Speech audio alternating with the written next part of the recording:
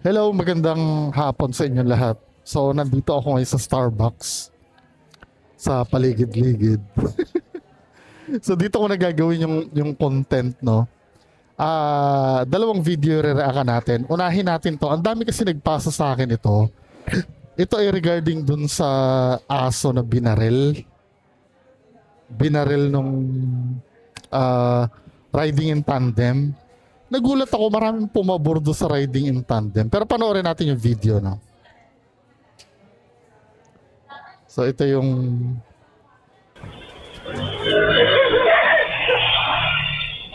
Hinabol ng dalawang aso ang isang dumaang motorsiklo sa bahagi ng National Road sa Barangay Ambatali sa Ramon Isabela. Ilang saglit pa, bumalik ang magkaangkas at ang isa sa mga aso. Agad silang tumakas. Nasawi kalaunan ng aso matapos tumagos ang bala ng baril sa kanyang katawan. Aminado ang amo nito na dapat nakatali ang kanyang mga alaga. Gayunman, wala raw dapat manakit sa mga hayop sa ilalim ng Animal Welfare Act. Patuloy ang backtracking ng pulisya para matugis ang mga salarin. So, ito recent lang to 7 hours ago. Now, may pahayag yung may-ari ng aso. Kasi, kung ako ang tatanungin nyo, hindi ako pabor doon. Pero at the same time, naiintindihan ko yung mga yung mga natutuwa kasi ang dami natutuwa na ginawa nung riding in tandem. Para bang ang sinasabi nila, tama daw yung ginawa nung riding in tandem. Kasi siguro, naiintindihan ko yung mga natutuwa, nakaranas na rin ng mahabol ng aso na nakakadisgrasya talaga. Pero sa akin, no, yung, yung pagbaril kasi sa aso, hindi naman yun eh. Oo, maybe, no? Maybe dito sa nangyari na to, wala nang tatahol na aso pero hindi mo may expect sa ibang lugar may mangyayari pa rin na ganyan. Kasi yung aso naman ay walang isip. So ine-expect mo pag binaril mo yung aso, lahat ng aso sa Pilipinas susunod na dahil matatakot. Hindi naman nila naiisip yun eh. 'Di ba? Now yung dapat sisihin dito kung akong tatanungin yung may-ari. 'Di ba? Yung yung pagbaril kasi, ito isa pa, naiintindihan ko halimbawa, kung binaril yung aso, nasa danger sila, yung lalapain sila ng aso. Pero anong nangyari kasi, nakalampas na sila eh. Parang binalikan na lang nila sa inis. 'Di ba? Although naiintindihan ko, no, inuulit ko, naiintindihan ko yung mga natutuwa, pero hindi naman naiintindihan ng aso yun eh. Hindi naman matututo yung aso dun eh. Dapat yung may-ari yung kastiguhin. Parang ganito yan eh, no? Kung ikukumpara natin yung aso, walang isip, let's say sabihin mo sa isang batang musmos, no? Let's say mga 1-year-old, naglalaro ng pako sa daan, no? Nagsasaboy ng pako. Hindi naman alam ng 1-year-old yun na makakakos siya ng aksidente eh. Anong gagawin mo? Sisipain mo yung yung 1-year-old na bata. Eh hindi niya naman maintindihan yun eh. Dapat ang kaltokan doon yung magulang. Parang ganito. Hindi naman naiintindihan ng aso yan eh. Di ba kung meron ng paparusahan dapat dyan yung may-ari. Now, balik tayo doon sa sinabi ko kanina. Kung sakali man na ang nangyari naman ay ganito, nasa danger, lalapain sila ng aso. Maintindihan ko kung babarilin nila yung aso. Pero ang nangyari nga, nakalampas na eh. Tapos binalikan pa. Para saan yung gante? Diba? Or mas maganda na lang sana, mas maganda na lang sana, pinabarangay ito. Nagsumbong sila sa barangay, pinatawag yung may-ari. So ito naman yung ito naman yung pahayag nung may-ari, nabasa ko eh. I think may-ari yata nagsabi nito eh. Sabi dito, tingnan natin ha.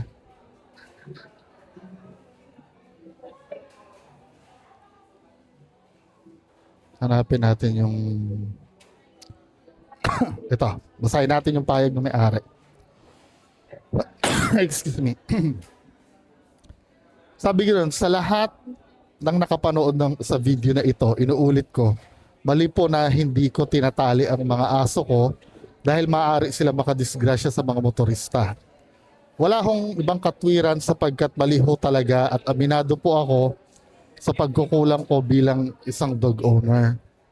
Pero sana magsilbi itong video na to para matunton ang mga suspect at sana mas maalarma tayo na may ganitong klaseng tao na dinadaan ang mga bagay-bagay sa baril o dahas dahil isa po silang banta sa seguridad ng publiko.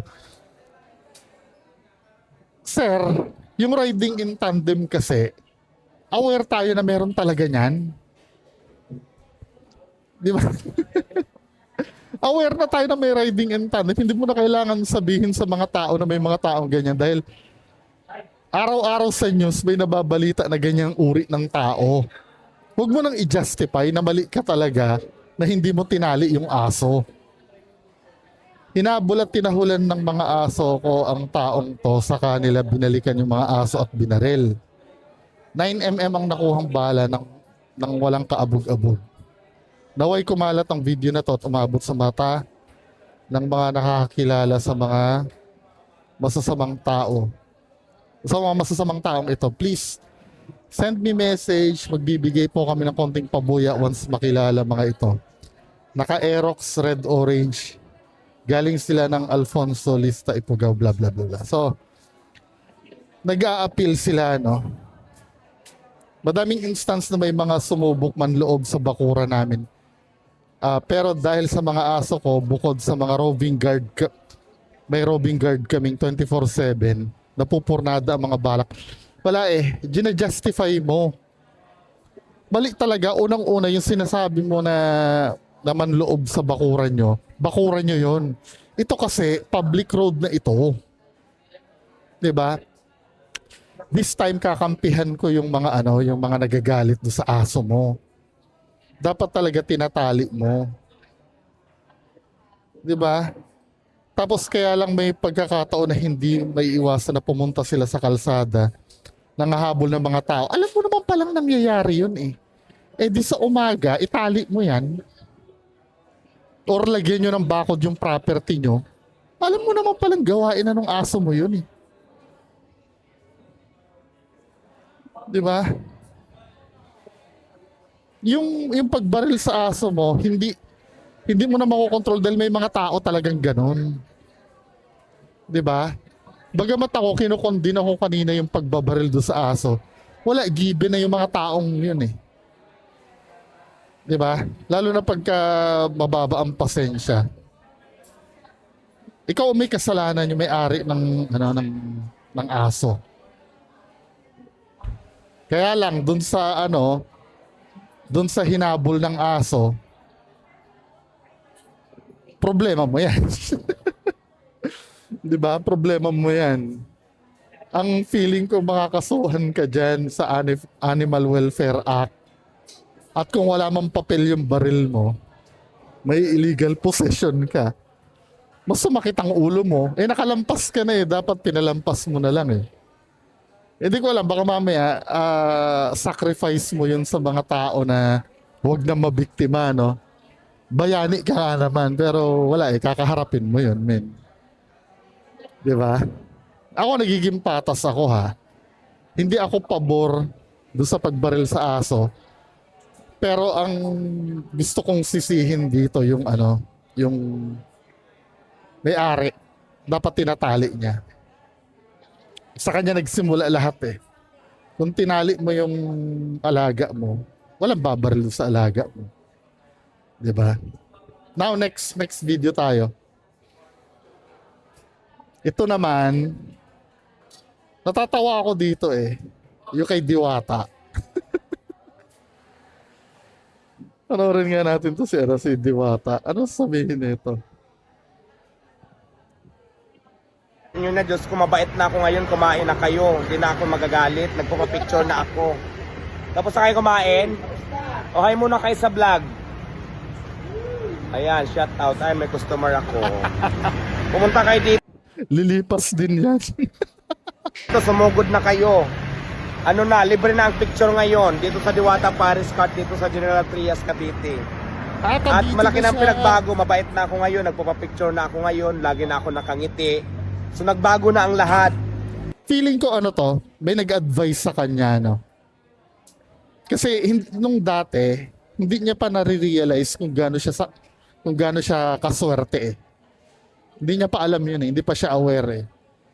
Ngayon, unti-unti na siguro nagsisink in sa kanya kung gaano siya kaswerte dati. Kasi 'di ba, nung unang nireraahan ko to, hindi niya nare-realize na kaya tinatangkilik yung pares niya dahil sa kanya. Wala namang special eh, 'di ba? Yung mga nakakapanood sa akin dati. Sinasabi ko, wala namang special sa pares kasi nito. Marami lang humanga sa ano niya, sa pagiging masipag niya, kaya sinuportahan siya. Wala siyang ginawa eh. Inaway niya yung mga tao eh. Diba? Hindi siya marunong mag-handle nung kasikatan na binigay sa kanya. Hindi pa siya handa talaga that time. Kaya ngayon, idol, seryoso ba to o nangaasar lang? Oo. Kasi nagagalit ang mga basher ko kasi nakasimangot daw ako, tapos hindi pa ako nakangiti, hindi pa ako nagpapapicture. So ngayon, nagpapapicture na ako ngayon. Di ba kuya, no? Shout out ka naman dyan. Ayan, si kuya kumain dito. So good na kayo, marami ng ulam. Ayan, marami pang marami pang menu tayo ngayon. May Paris pa, mamaya may ubos na to. Habol na. Ayan, shout out. Ayan, kumain sila. Siguraduhin mo, baka mamaya. Pero feeling ko mapapatawad ka naman ng mga Pinoy eh. Maawain naman ng mga Pinoy.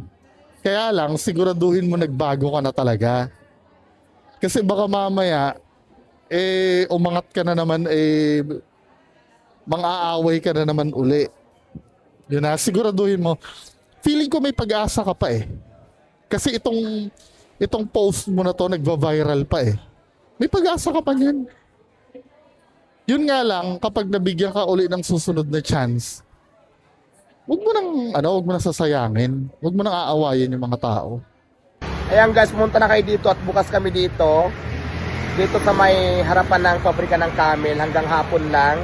Tapos hapon naman hanggang gabi doon kami sa may Terra Grande 7-Eleven, doon yung kami pupuntahan.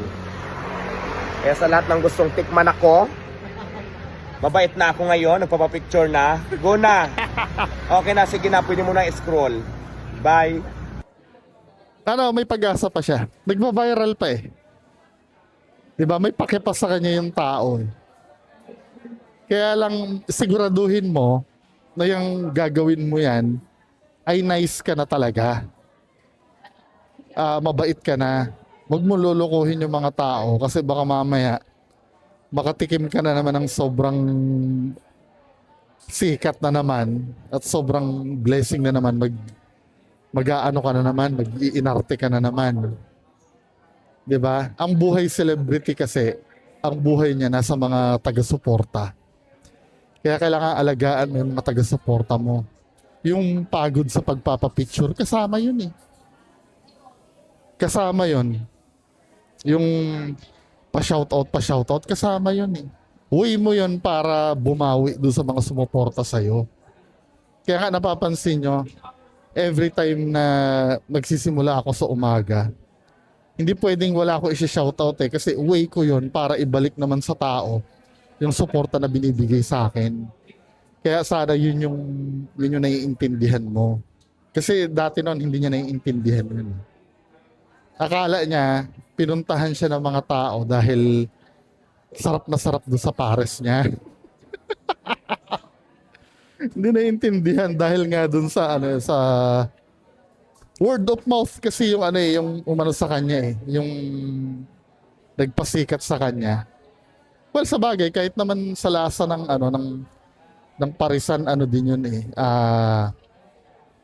May kinalaman din yung word of mouth. Kaya lang, ang kumalat kasi sa kanya dati, yung pagsusumikap niya, hindi naman talaga mismo yung lasa ng pares. Yung pagsusumikap niya lang talaga. Eh, di ba tayo mga Pilipino, alam mo na, utak teleserye. Yan ang gustong-gusto natin eh, yung may nagtatagumpay sa buhay. Doon siya minahal ng tao. Kaya lang hindi niya pinahalagahan. Akala niya noon, hindi, kasi dahil sa pares ko yan eh. Kasi masarap ang pares ko, hindi eh. Pero nakikita ko naman may hope pa. Katulad doon sinabi ko kanina. Ano pa naman eh. Nagva-viral pa naman yung video niya eh. Katulad nito nag-viral. Gawin mo lahat, 'di ba? Huwag mo na lang sirain yung tiwala ng mga tao.